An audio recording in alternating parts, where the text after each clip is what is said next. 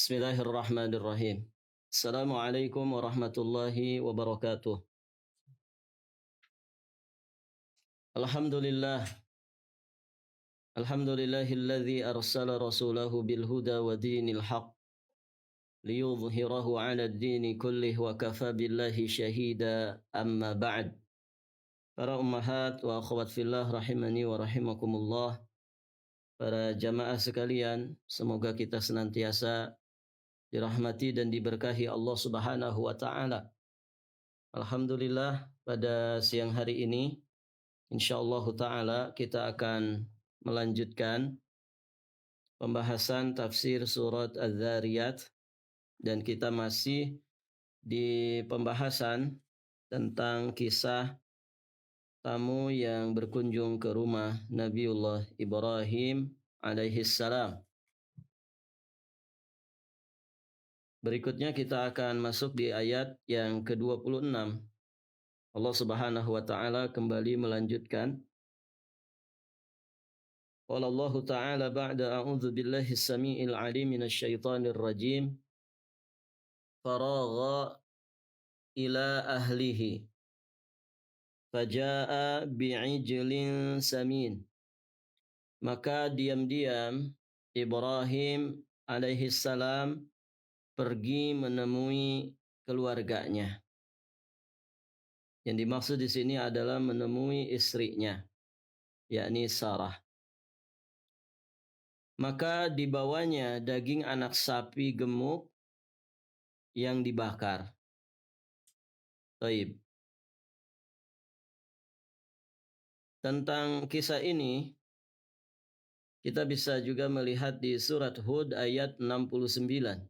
Allah Subhanahu wa taala berfirman, "Fama labitha an jaa'a bi'ijlin hanir."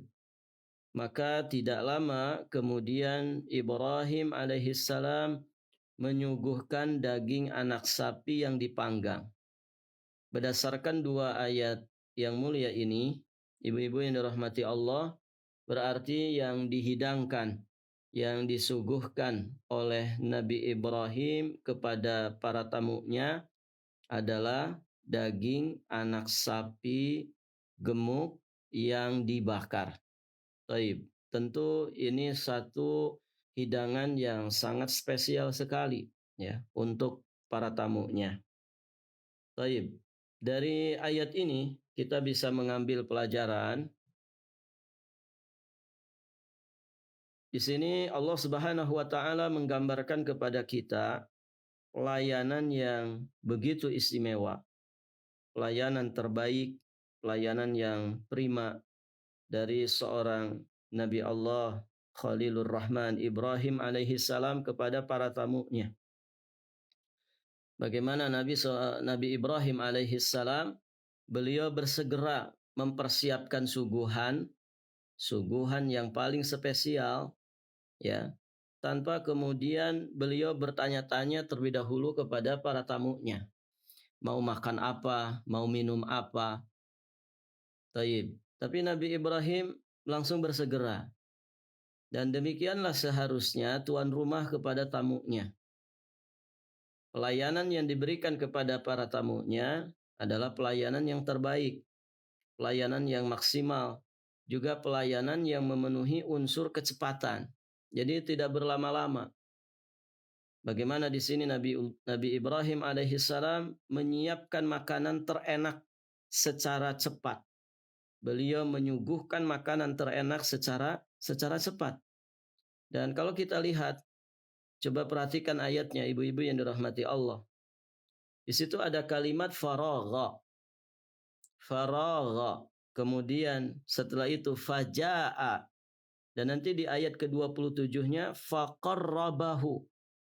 Kalimat-kalimat ini menggambarkan betapa cepatnya Nabi Ibrahim alaihissalam di dalam memberikan pelayanan. Faragha, setelah itu faja'a faqarrabahu. Ini kalimat-kalimat yang mengungkapkan kondisi di mana Nabi Ibrahim alaihissalam betul-betul bersegera ya di dalam memberikan pelayanan kepada para tamunya. Menyuguhkan makanan paling istimewa, makanan yang spesial untuk para tamunya. Sehingga di sini ada pelajaran yang disampaikan bahwa khairul bir ajiluhu, ya, sebaik-baik kebajikan itu adalah yang disegerakan, yang didahulukan. Dan memang demikian. Ikram ad-dhuyuf, memuliakan tamu itu adalah amalan yang mulia, ya, sebagaimana pernah kita singgung sebelumnya. Dia sangat erat kaitannya dengan keimanan kita kepada Allah, keimanan kita kepada hari akhir nanti. Siapa yang beriman kepada Allah, beriman kepada yaumul akhir, maka salah satu efek positif dari iman tersebut, ya, adalah dia bersegera di dalam kebaikan-kebaikan, ya, termasuk memuliakan tamunya. Nabi sallallahu alaihi wasallam bersabda, "Man kana yu'minu billahi wal yaumil akhir falyukrim dhaifahu." Siapa yang beriman kepada Allah dan kepada yaumul akhir, maka hendaknya dia memuliakan tamunya. Taib. Para jamaah sekalian yang dirahmati Allah Subhanahu wa taala. Di ayat berikutnya Allah Subhanahu wa taala mengatakan faqarrabahu ilaihim. Faqarrabahu ilaihim. Qala ala ta'kulun. Lalu dihidangkannya kepada mereka. Jadi daging anak sapi yang gemuk yang sudah dipanggang itu lalu segera dihidangkan. Faqarrabahu ilaihim. Segera dihidangkannya kepada mereka. Qala ala ta'kulun. Seraya Nabiullah Ibrahim alaihissalam menawarkan, mempersilahkan kepada para tamunya. Ayo silahkan makan. Walaupun kemudian Nabiullah Ibrahim alaihissalam berkata di dalam dirinya, kenapa mereka itu tidak pada makan? Karena nanti di kisah selanjutnya para tamunya ini yang sesungguhnya mereka adalah para malaikat ternyata tidak menyentuh, ya, makanan yang disodorkan, yang disuguhkan oleh Nabiullah Ibrahim.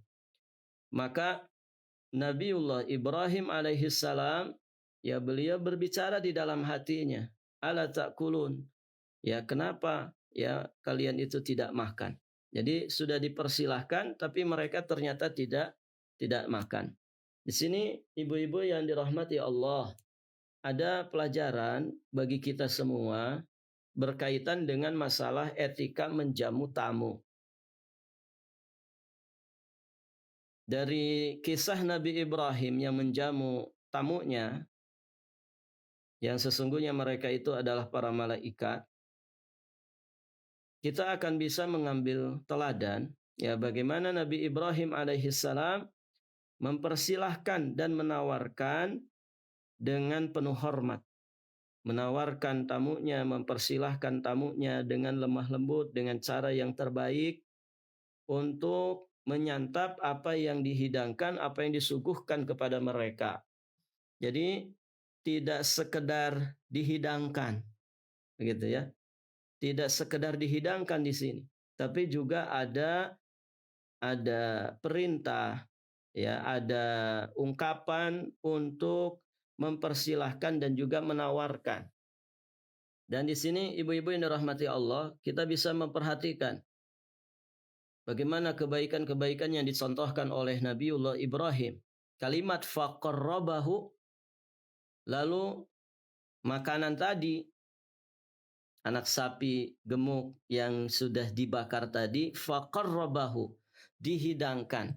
Artinya Nabiullah Ibrahim alaihissalam yang kemudian membawa makanan itu kemudian didekatkan kepada para tamunya, dihidangkan, disuguhkan kepada para tamunya.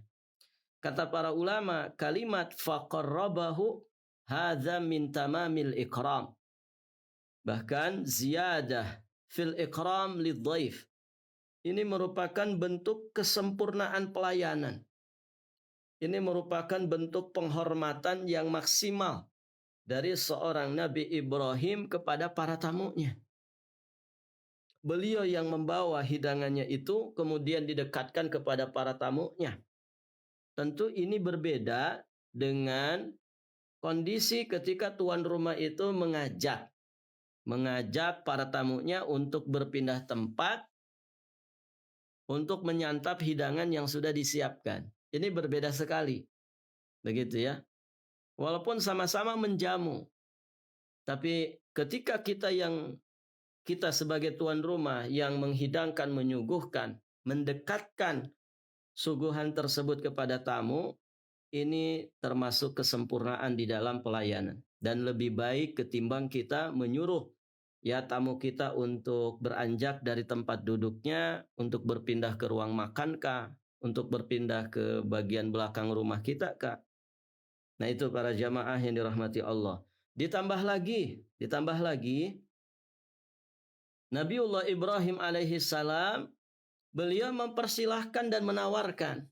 Tidak hanya disodorkan, tidak hanya disuguhkan, tapi ditawarkan. Ayo silahkan makan, silahkan minum. Ya, begitu ya. Ini kebaikan di atas kebaikan. Karena mohon maaf ya, sebagian orang itu ketika menyodorkan, menyuguhkan makanan atau minuman ke tamunya, dibiarkan makanan dan minuman itu. Tidak ada ungkapan, tidak ada bahasa untuk menawarkan. Ayo silahkan, dipersilahkan. Sehingga mohon maaf, kadang kelupaan begitu ya. Asik misalkan ngobrol bersama tamu, padahal dari tadi ini minuman dan makanan sudah dihidangkan untuk mereka, tapi karena keasikan tidak ada ungkapan mempersilahkan dan menawarkan, maka akhirnya kelupaan dan akhirnya tidak dimakan. Nah, ini para jamaah yang dirahmati Allah Subhanahu wa taala. Jadi ibu-ibu yang dirahmati Allah, kalau kita kedatangan tamu kemudian menghidangkan sesuatu, ya jangan sekedar dihidangkan. Namanya tamu itu sebagaimana tuan rumah begitu ya, punya kewajiban ya, punya punya keharusan untuk menjaga adab, menjaga etika, dan biasanya ya tamu itu sungkan begitu ya. Biasanya sungkan. Nah, ketika ada ungkapan, ada bahasa dari tuan rumah ya mempersilahkan dan menawarkan begitu ya. Ini tentu akan menjadikan mereka lebih nyaman, lebih tenang. Karena bisa jadi ya ketika disodorkan satu suguhan makanan atau minuman, ternyata makanan minuman yang disodorkan itu adalah makanan dan minuman yang paling disukai si tamu begitu. Tapi karena dari tadi tidak ada ungkapan mempersilahkan, akhirnya si tamu itu sungkan. Nah, jadinya ada rasa yang kurang nyaman pada si tamu. Aduh, kapan ini gitu ya? Kapan saya dipersilahkan? Ini minumannya kayaknya enak banget, makanannya kayaknya lezat banget gitu. Tapi karena nggak ada ungkapan dari si tuan rumah yang mempersilahkan untuk disantap makanan atau minumannya, jadi dia sungkan. Akhirnya kan tidak nyaman hatinya. Sebetulnya dia pengen sekali, tapi nunggu-nunggu tuan rumah mempersilahkan. Nah, itu para jamaah yang dirahmati Allah. Jadi sekali lagi ini pelajaran yang sangat berharga sekali dari sosok Nabiullah Ibrahim alaihi salam ya untuk para tamunya ini. Dan beliau ya awalnya memang tidak tahu bahwa yang datang ke rumahnya itu adalah para malaikat. Namun demikianlah ya para nabi Allah Subhanahu wa taala, mereka menjadi keteladanan, menjadi teladan bagi kita semua di dalam segala kebaikan. Baik. Berikutnya, ketika Nabiullah Ibrahim alaihissalam melihat ya para tamunya itu tidak mau makan gitu ya, tidak menyentuh makanan, maka muncul rasa takut di dalam hati Nabi Ibrahim alaihissalam. Maka Allah katakan di ayat yang ke-28, fa'aujasa minhum khifatan qalu la takhaf wa basyaruhu bighulamin alim. Maka dia yakni Ibrahim alaihissalam merasa takut. Fa'aujasa minhum khifah. Ada rasa takut di dalam hati Nabi Ibrahim terhadap mereka, terhadap para tamunya ini. Maka mereka, yakni para tamu Nabi Ibrahim ini berkata, la takhaf, janganlah kamu takut. wa basyaruhu bi ghulamin alim, dan mereka memberi kabar gembira kepada Ibrahim dengan kelahiran seorang anak yang alim. Tentang kisah ini, munculnya rasa takut pada Nabi Ibrahim ketika melihat tamunya disodorkan makanan, bahkan makanan yang sangat istimewa, makanan yang sangat enak dan lezat, kok tidak mau. Nah, kisah seperti ini juga disebutkan oleh Allah Subhanahu wa taala di surat Hud ayat 70-71. Allah Subhanahu wa taala berfirman, "Falamma ra'a aydiyahum la tasilu ilaihi nakirahum wa aujasa minhum khifatan. Qalu la takhaf, inna ursilna ila qaumi lutin." Maka ketika dilihatnya tangan mereka tidak menjamahnya, dia yakni Ibrahim mencurigai mereka. Dan Nabi Ibrahim alaihissalam merasa takut kepada mereka. Mereka kemudian yakni para malaikat berkata, la takhaf, janganlah engkau takut, sesungguhnya kami diutus kepada kaum Lut. Kemudian wamra'atuhu qa'imatan fadhahikat fabasyarnaha bi Ishaq wa min wara'i Ishaq Ya'qub, dan istrinya berdiri lalu beliau tersenyum, maka kami sampaikan kepadanya kabar gembira tentang kelahiran Ishak, dan setelah Ishak akan lahir yakni Ya'qub alaihimussalam. Baik. Ayat ini ibu-ibu yang dirahmati Allah, surat Hud ayat 71 ini menggambarkan kepada kita bahwa kelahiran anak yang diberitakan kepada Nabiullah Ibrahim alaihissalam, ya itu maksudnya adalah kelahiran anak beliau yakni yang bernama Ishak alaihissalam, dan nanti setelah Ishak ada Ya'qub alaihissalam, dan Ya'qub inilah yang berlaqab Israel. Ya, maka anak keturunannya disebut Bani Israel. Taib. Para jamaah yang dirahmati Allah Subhanahu wa taala. Jadi ayat ini mengungkapkan bahwa tamu Nabi Ibrahim alaihissalam tidak menyentuh makanan tersebut. Kenapa mereka tidak menyentuhnya? Karena memang aslinya mereka itu bukan manusia. Mereka ini bukan dari jenis manusia, melainkan adalah para malaikat. Dan kita sama-sama tahu malaikat tidak makan dan juga tidak minum. Nah, fa'aujasa minhum khifah. Aujasa itu maknanya adalah admara fi nafsih, menyembunyikan di dalam jiwa atau hati. Menyembunyikan apa? Rasa takut. Jadi rasa takut itu muncul pertama kali tentu di dalam hati, begitu ya. Jadi Nabiullah Ibrahim alaihissalam ya muncul rasa takut di dalam hatinya ketika melihat gelagat yang tidak normal yang ada pada tamunya ini. Baik. Dan kenapa Nabi Ibrahim merasa takut? Karena menurut kebiasaan, jadi galibnya tamu, jika tamu itu tidak mau makan hidangan yang disuguhkan kepadanya, berarti ada sesuatu yang terselubung di balik itu. Atau bahkan bisa saja akan terjadi sesuatu yang tidak diharapkan. Dan para ulama menjelaskan bahwa rasa takut yang menimpa Nabiullah Ibrahim alaihissalam itu adalah rasa takut yang tabi'i. Rasa takut yang tabi'i. Artinya rasa takut yang fitri, sesuai dengan tabiat manusia. Dan ibu-ibu yang dirahmati Allah, rasa takut yang menjadi tabiat manusia ini tentu rasa takut yang tidak tercela. Karena dia ada sabab. Ya, rasa takutnya Nabi Ibrahim itu karena sebab tadi. Ya, sebabnya tamu-tamunya itu kok tidak mau makan. Kalau kita, ibu-ibu yang dirahmati Allah, disuguhi makanan enak, makanan lezat seperti itu, ya pasti semangat begitu ya. Dan mungkin ya kita tidak akan kapok datang ke rumah itu. Ya. Masya Allah, ini daging anak sapi gemuk, artinya anak sapinya ini anak sapi yang istimewa begitu, kemudian dipanggang.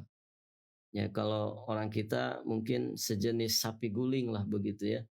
Ini kan makanan istimewa. Ya, kalau orang dihidangkan seperti itu ini luar biasa. Kita mendapatkan hidangan ayam saja ini sudah sesuatu yang luar biasa.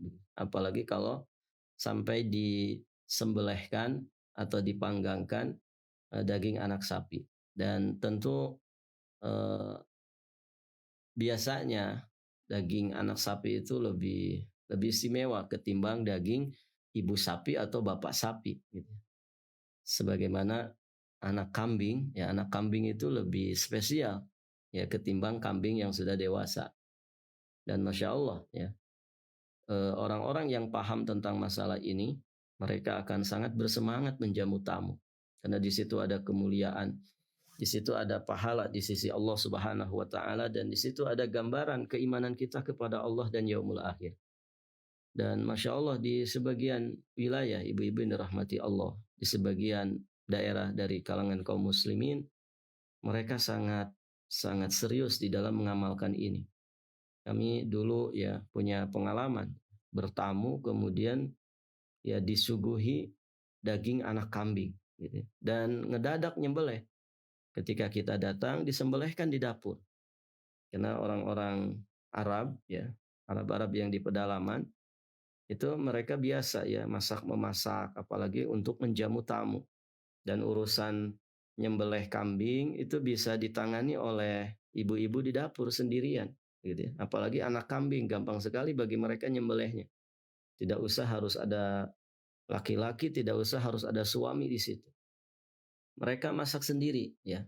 Anak kambing itu disembelih sendiri kemudian dimasak dan dengan pelayanan yang sangat cepat ya. Mungkin ya kalau kita rata-ratakan 20 menit sampai setengah jam itu makanan sudah terhidang. Dan ini tentu satu contoh yang baik ya bagi kita semua bagaimana budaya memuliakan tamu itu harus betul-betul ditumbuhkan pada keluarga kita masing-masing. Jadi kalau kedatangan tamu kita betul-betul memberikan pelayanan yang terbaik. Dan ini kita ajarkan kepada anak-anak kita. Ya, kita libatkan anak-anak supaya mereka bisa mencontoh apa yang dilakukan oleh orang tuanya di dalam memberikan pelayanan terbaik kepada tamunya. Dan kita kembali ke pembahasan ini. Jadi rasa takut yang ada pada Nabi Ibrahim itu rasa takut yang tabi'i. Tabiat manusia yang wajar, siapapun pasti mengalami ya rasa takut yang menjadi tabiat manusia. Dan di sini dikatakan oleh para ulama al-khauf al-fitri atau al-khauf at-tabi'i inda wujudi asbabihi la yaqdah fil aqidah. Khauf fitri atau khauf tabi'i yang disertai dengan adanya sabab-sabab yang melahirkan rasa takut tabi'i tadi la yaqdah fil aqidah. Ini tidak mencacati akidah. Artinya bukan takut yang tercela. Wala yu'addu syirkan. Dan juga tidak masuk kategori kesyirikan dalam masalah takut. Nah demikian. Kemudian dikatakan qalu la takhaf. Para tamu Nabi Ibrahim alaihissalam, yakni para malaikat ini berkata kepada Nabi Ibrahim, la takhaf, tidak usah takut. Di sini ada pelajaran bagi kita, apa yang dilakukan oleh tamunya Nabiullah Ibrahim alaihissalam, apa yang dilakukan oleh para malaikat ini merupakan upaya dari para malaikat untuk menenteramkan hati Nabi Ibrahim alaihissalam. Nah, disinilah ada pelajaran penting bagi kita dalam masalah muamalah. Pelajaran di dalam masalah muamalah. Apa itu? Jadilah kita ini orang yang pintar menenteramkan hati manusia.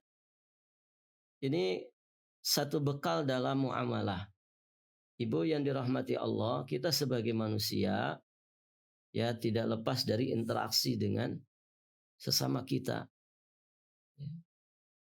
Bahkan hari-hari manusia dipenuhi dengan komunikasi, dipenuhi dengan interaksi, dengan muamalah, begitu ya. Maka praktekkan kaidah ini. Jadilah kita orang yang selalu membawa ketentraman ke dalam hati manusia. Dan itulah ajaran Islam. Nabi SAW bersabda, "Basyiru wa la tunafiru." Berikan kabar gembira kepada manusia, wa la tunafiru, dan janganlah kalian membuat mereka lari. Yassiru wa la tu'assiru. Yassiru wa la tu'assiru. Ya, berikanlah kemudahan, janganlah mempersulit, memberatkan manusia. Nah, begitu. Jadi para malaikat di sini menenteramkan hatinya Nabi Ibrahim. La tahab, tidak usah takut. Tidak usah takut. Karena sesungguhnya mereka ini adalah para malaikat. Ibadun mukramun. Hamba-hamba Allah yang mulia.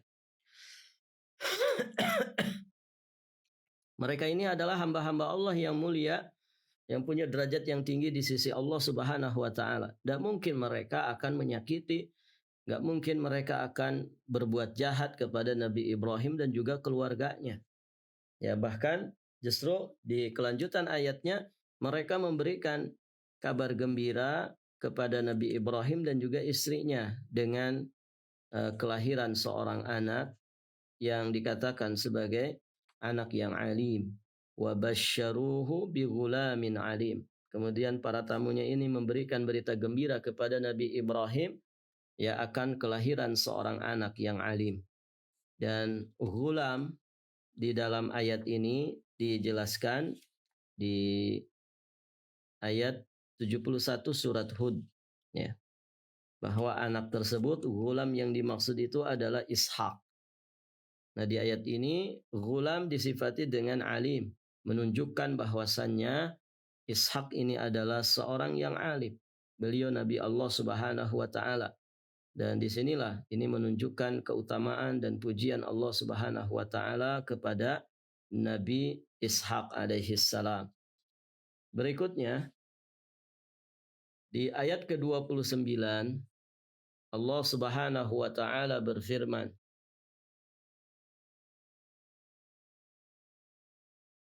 فأقبلت امرأته في صرة فصقت وجهها وقالت عجوز عقيم. Kemudian istrinya, maksudnya istri Nabi Ibrahim yakni Sarah, datang memekik, tercengang, sarrah, lalu menepuk wajahnya sendiri. Sarah menepuk wajahnya sendiri seraya berkata,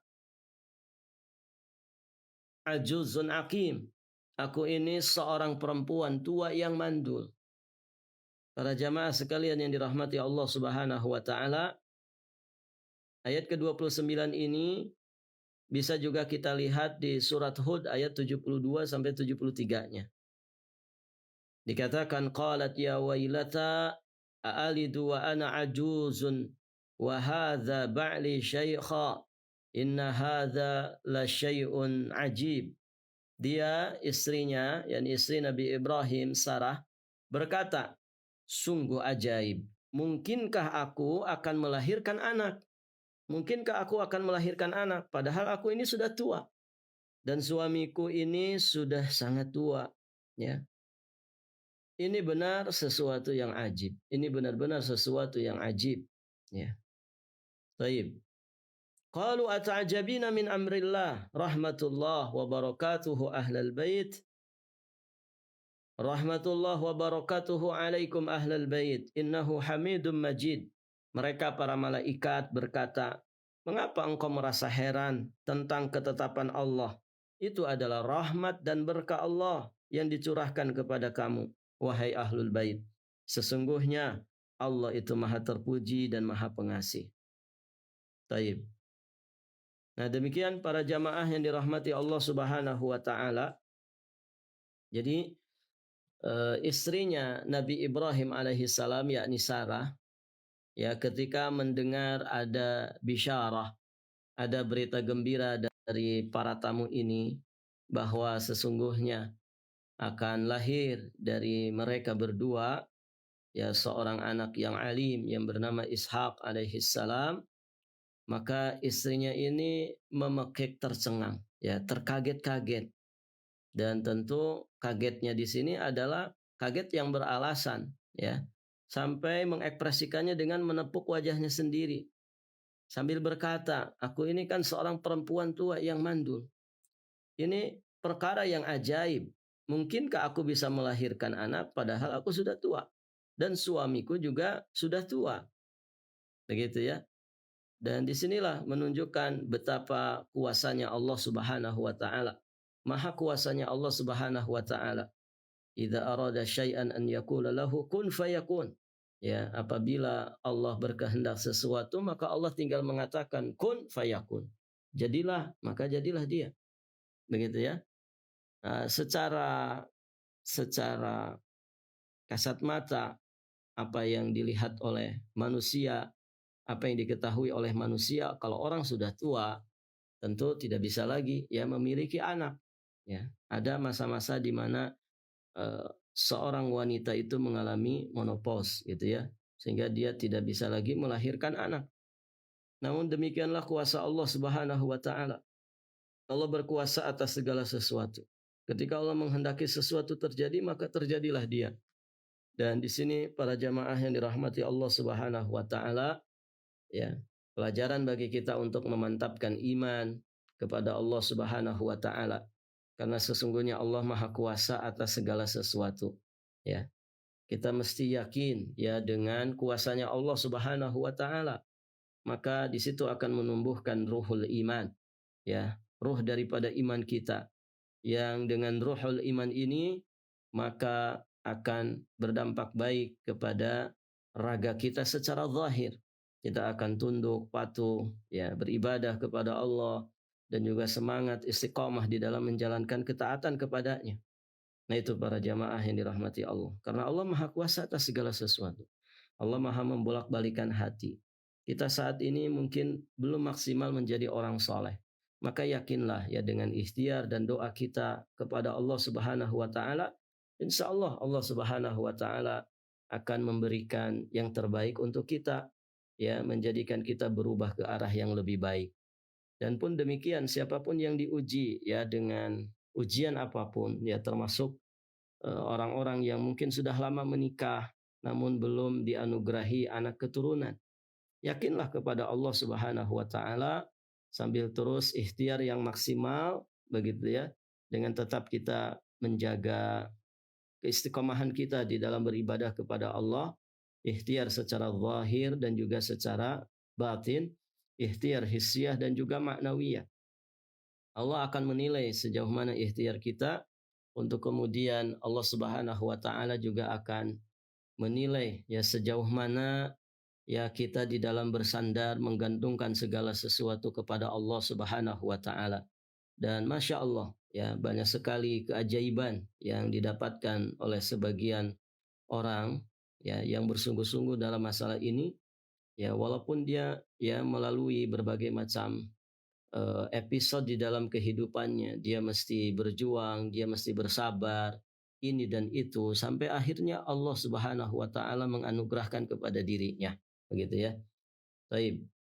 Ibu-ibu yang dirahmati Allah, dan dari ayat ini kita bisa ayat-ayat yang sudah kita sampaikan, kita bisa mengambil pelajaran di sini. Di sini kita lihat ya kisah tentang tamunya Nabi Ibrahim alaihissalam. Kadang dikisahkan muhawarahnya, diskusinya antara malaikat dan juga Nabi Ibrahim. Antara tamunya Nabi Ibrahim dengan Nabi Ibrahim.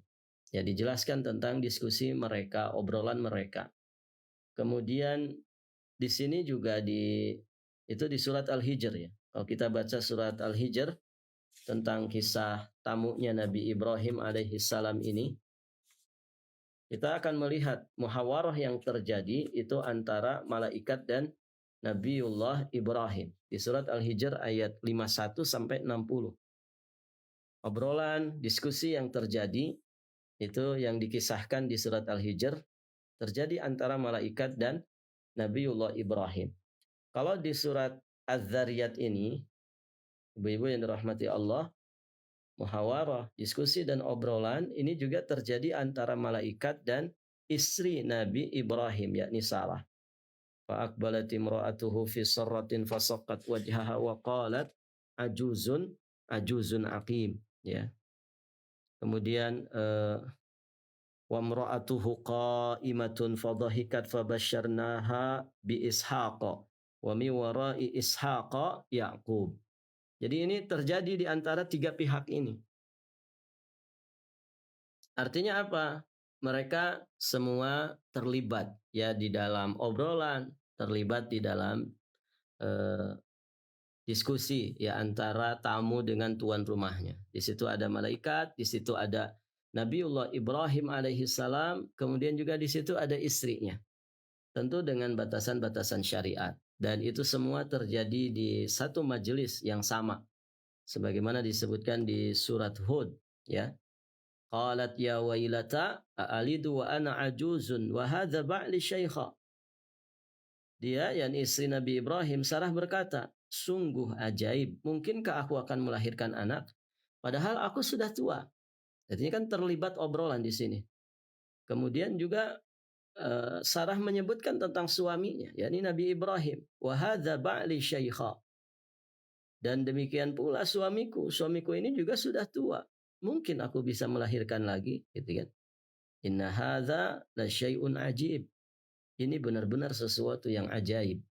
Nah itu. Dan di sini ada satu faidah yang dijelaskan oleh Imam Malik bahwa la ba'sa an tahdural mar'ah ma'az zawjiha wa dhaifihi wa ta'kul ma'ahum. Ya boleh ya seorang istri, seorang perempuan ya dia hadir bersama suaminya ya di hadapan para tamunya ya selama tentu batasan-batasan syariat diperhatikan begitu ya. Bahkan ta'kul ma'ahum ya bisa makan bareng bersama mereka. Dan sekali lagi tentu ini dalam batasan-batasan syariat yang dibenarkan. Nah demikian ibu-ibu yang dirahmati Allah Subhanahu wa taala. Kemudian terakhir di ayat ke-30 Allah Subhanahu wa taala menyebutkan qalu kadzaliki qala rabbuki innahu huwal hakimul alim. Qalu kadzalik. Mereka berkata, siapa mereka di sini? Para tamu, yakni para malaikat. Demikianlah Tuhanmu berfirman, sungguh dialah yang maha bijaksana dan maha mengetahui. Ini dialog ini kepada siapa? Dari siapa kepada siapa? Dari tamu Nabi Ibrahim kepada istrinya. Istri Nabi Ibrahim, yakni Sarah. Qalu, para tamu berkata, yakni para malaikat berkata, kadzaliki, demikianlah qala rabbuki. Demikianlah apa yang difirmankan oleh Rabbmu. Dialah yang maha bijaksana dan juga maha mengetahui. Taib. Ini ketetapan dari Allah Subhanahu wa taala. Artinya kalau Allah menetapkan sesuatu, Allah menghendaki sesuatu itu pasti akan terjadi. Ya tidak ada satupun kekuatan yang bisa menghalanginya. Dan Allah itu maha hakim. Allah itu maha bijaksana. Ada hikmah yang mungkin tidak diketahui oleh manusia di balik apapun yang Allah Subhanahu wa taala tetapkan. Dan Allah itu maha tahu apa yang terbaik untuk para hambanya, apa yang manfaat dan juga maslahat untuk para hamba. Dan Masya Allah, yang lahir itu adalah seorang Nabi yang mulia, Nabi Ishak alaihissalam. Yang nanti setelah Nabi Ishak ada Nabi Yaqub. Dan dari situlah ya terus lahir ya keturunan daripada Bani Israel yang menjadi Nabi dan Rasul Allah Subhanahu wa taala. Maka Nabi Ibrahim ya dikenal sebagai Abul Anbiya. Ya, beliau dikenal sebagai Abul Anbiya, yakni bapaknya para nabi. Karena nabi-nabi yang datang setelah beliau itu semua nyambung nasabnya kepada Nabi Ibrahim alaihissalam. Beliau kan punya istri, ya ada Hajar, kemudian ada Sarah. Yang dikisahkan di ayat-ayat ini adalah Sarah. Ya, sedangkan Hajar ini melahirkan, ya ibunda Hajar melahirkan Nabiullah Ismail alaihissalam. Dari Nabi Ismail inilah ya lahir Nabi kita yang mulia alaihi salatu wassalam, Nabi Muhammad sallallahu alaihi wasallam, melalui jalur Adnan, dan sepakat para ulama Adnan min dzurriyyati Ismail. Ya, Adnan itu termasuk anak keturunan Nabiullah Ismail bin Ibrahim alaihimussalam. Taib. Sampai di sini pelajaran kita, ibu-ibu yang dirahmati Allah. Insyaallah taala nanti kita lanjutkan tentang kisah tamu yang berkunjung kepada Nabi Ibrahim alaihissalam ini. Masih ada beberapa ayat yang mengisahkan tentang kelanjutan kisah ini. Kita cukupkan dulu sampai di sini. Semoga apa yang disampaikan bermanfaat bagi kita. Dan ibu-ibu yang dirahmati Allah, dari kisah Nabi Ibrahim alaihissalam ini banyak sekali pelajaran yang bisa kita dapatkan, terutama terkait dengan masalah muamalah, muamalah diyafah, yakni terkait dengan bagaimana kita bermuamalah dalam masalah kunjung mengunjungi atau kita bertamu kepada saudara kita atau kepada orang lain. Di situ ada adab ya bagi seorang tamu, ya, ada adab etika bagi tuan rumah, kemudian juga bagaimana jamuan, bagaimana pelayanan tuan rumah kepada tamunya, dan juga bagaimana kita ketika menjadi seorang tamu begitu ya. Semua itu diatur di dalam dinul Islam, dia dalam ajaran para nabi dan juga rasul. Semoga berfaedah. Akhiru da'wana alhamdulillahi rabbil alamin.